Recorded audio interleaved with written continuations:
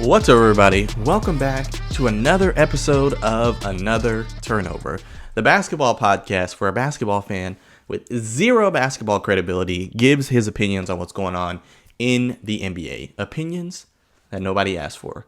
As always, I'm your host, Mr. Chris Aaron Murphy, aka AA Ron, and ladies and gentlemen, let's just jump right into it. So, folks, we are back. This is week 8 of the season. So, 8th episode of season 5, 88 episodes total so far of another turnover. We are flying by. Like I said, I believe if my math serves me correctly, we will hit 100 episodes this season. So maybe I was thinking about what I should do for 100 episodes, or a 100th episode, I should say. And I was like, maybe I'll go live. I think that could be pretty fun. Maybe I'll do some live reactions to a game. We'll see. But very excited to be back for week 8. Lots of things to talk about for this episode, the final episode of 2024. So let's just jump right into it. But obviously, one of the main things that happened over the past week, the NBA Cup has finalized. So the NBA Cup champions are none other than the Milwaukee Bucks. They took home the Cup championship after defeating the Western Conference powerhouse, the Oklahoma City Thunder, 97-81. Wow, crazy. A game didn't get into the triple digits in today's NBA. I know, wild, right? But defeated Oklahoma City Thunder 97-81, so defeated them pretty decisively. They have... Obviously, Milwaukee, that is, has overcome their slow start. Started out, 1-8 on the season, if I'm not mistaken. But they went undefeated in Cup play. They went 7-0. So they beat all their group teams. I mean, knockout rounds, they were undefeated. So they went 7-0 in the Cup tournament. And funny enough, Darvin Ham, if you remember, Darvin Ham is the Bucks assistant coach, but he was the head coach for the Lakers last year. And the Lakers won the Cup last year, and they went undefeated. And then Darvin Ham, who's now assistant, like I said, on the Bucks, went 7-0, and he's undefeated with the Bucks. So if you got Darvin Ham on your team, you're pretty much going to win the NBA Cup tournament. So at least that's how it's been. But throughout the entire tournament, and especially in the game the other night, Milwaukee Bucks played some very solid defense. They also played without Chris Middleton in that championship game. He's got some nagging injury still, but played some solid defense overall in the tournament and in the game the other night, beating Oklahoma City. Like I said, Oklahoma City is a powerhouse in the West, a powerhouse in the league as a whole, but they are the number 1 team in the West. So impressive victory. Giannis Antetokounmpo had a 26-point triple-double, also took home MVP honors for the Cup tournament. And then you had Damian Lillard, his number 2 sidekick, however you want to put it. He also put in 23 points. So big shout out to the Milwaukee Bucks for turning their season around, for winning the Cup championship, and getting that $523,000 per player, I think it was. So shout out to y'all. Pre-tax, obviously. Pre-tax. But nonetheless, like I said, big congratulations to the Milwaukee Bucks for winning the NBA Cup. But let's transition to our main story, the big overall story that I wanted to talk about today. There is a new format for this year's All-Star Game, or this season's All-Star Game again. So let's talk about it. So this came out the other day. Earlier in the week, I want to say Monday or Tuesday, the NBA put out that the format for the 2025 All-Star Game is changing once again. I believe this year's All-Star Game will be in San Francisco, the Bay Area, if I'm not mistaken. So the Warriors will be hosting for this year's NBA All-Star Game. But instead of having your main game where it's, captains or East-West, they are going to be doing a mini tournament with 4 teams and 3 games. So there'll still be 24 NBA All-Star selections, so like 12 per team like it's been in the past, but 24 All-Star selections like it has been, but they will be divided evenly into 3 8-player teams.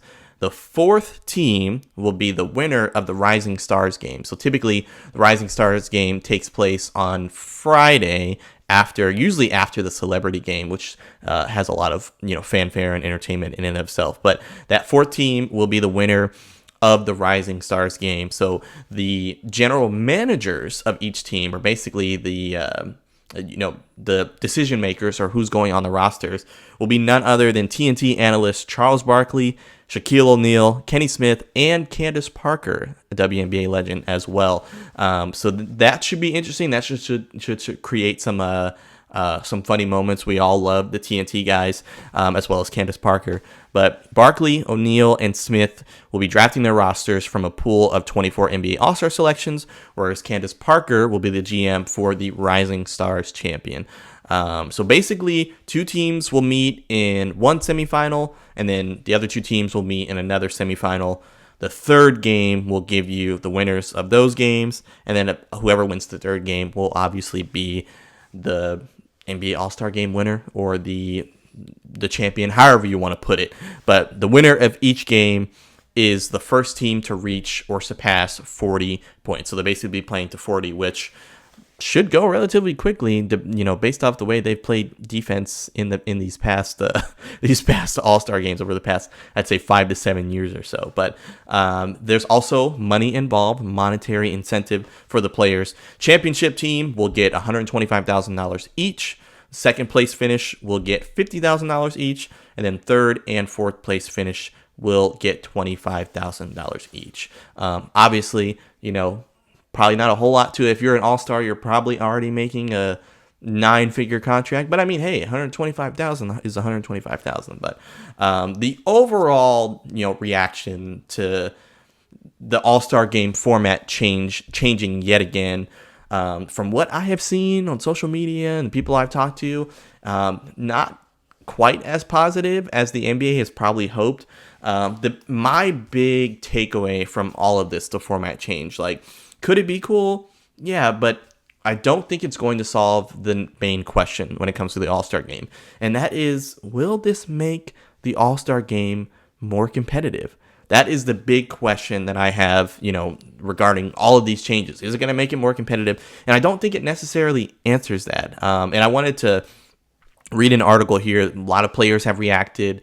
A lot of people, your ESPN analysts, TNT guys, all that stuff.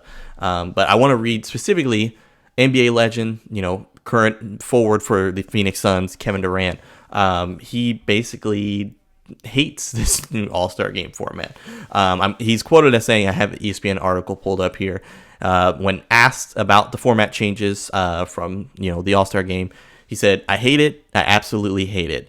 Like I said, 4-team, format, tournament, all that stuff. But Kevin Durant is also quoted as saying, I think it's terrible with the All-Star Game format changing. All the formats is terrible in my opinion. We should just go back to East, West, and just play a game. He also said, I think we've been trying to bring that flair back somehow with All-Star Weekend. I think we just keep the tradition. We'll see how this one works. You never know. I might be wrong. Just another guy with an opinion, but we'll see how it works. So obviously a very strong opinion from one of the NBA's biggest stars of the past, 15 plus years in Kevin Durant. So not a favorable reaction. But, when I was thinking about all the changes and things like that they're doing with the All-Star Game, I just don't think it'll change the level of competitiveness that we've seen with the All-Star Game. I mean, the past, I'd say, 3+ years especially, it's kind of been a joke in terms of the level of competition. I mean, you've had, in years past, players didn't play as hard as they would for a regular season or obviously a playoff game, but they tried. The game was competitive. It was basically it's basically a glorified pickup game, but in pickup, you still want to win, so you still play somewhat hard to make sure you win the game. But players just, unfortunately, if Kevin Durant's opinion is similar to other All-Stars, players still aren't gonna care about it overall.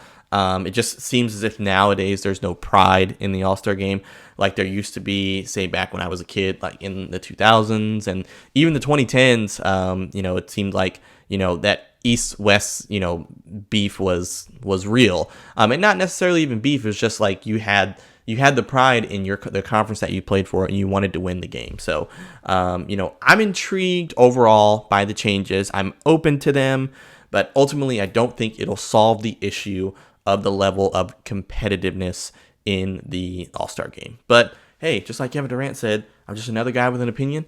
I could be wrong, but Let's transition here before we wrap up. Obviously, marquee matchups are over. Shout out to Jason who won marquee matchups and that $25 Amazon gift card. Thank you, though, to everyone who participated, to everyone who played. I think this year's marquee matchups had the most participants this year, and everybody had a chance to win. Obviously, if you played more of the games, you had a higher chance of winning, but shout out to Jason for winning marquee matchups. But I just want to point out the Christmas Day games that are coming up. Obviously, the NBA owns Christmas Day, whereas the NFL owns Thanksgiving Day in terms of sports viewing. But although, if I'm not mistaken, this year the NFL is going to be played on Christmas, so they've got a little competition there, probably making the NBA sweat with their already, ratings that have been down, but story for another day. But there are 5 games on the Christmas Day slate, so if you play on Christmas,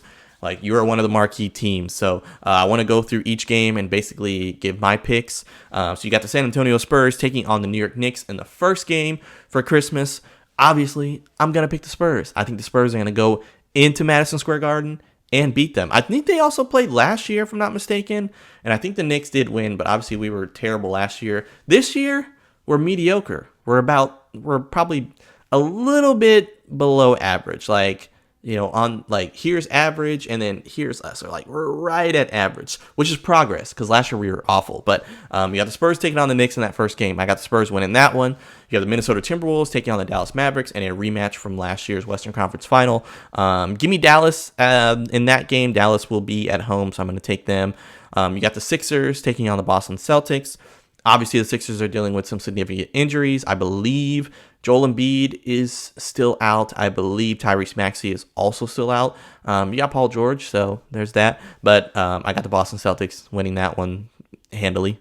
And then the fourth game will be the Los Angeles Lakers taking on the Golden State Warriors. Lakers are on the road in that one, but I'm going to go ahead and take the Lakers to win that game. And then the final game for Christmas Day, you have the Denver Nuggets taking on the Phoenix Suns. And I'm going to go with Denver on the road in that one as well to beat Phoenix. So I've got the Spurs, Mavericks, Celtics, Lakers, and Nuggets. So definitely going to go 5-0. I'm 100% confident. Just kidding. I am not, but we'll see what ends up happening. But definitely catch out some NBA hoops action. All games are on ABC and ESPN for Christmas Day. But ladies and gentlemen, that is all the show I have for you fine folks for episode 8 of season 5. That is all the show I have for you in this year in 2024. We will be back with another turnover.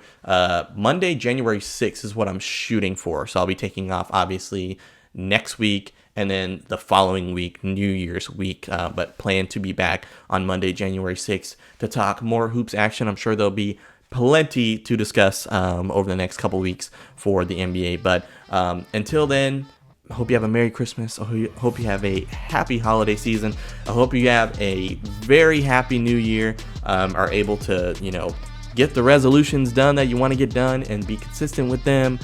Spend time, most importantly, though, with family and the people that you care about. But take care, stay safe, and I will see you in 2025.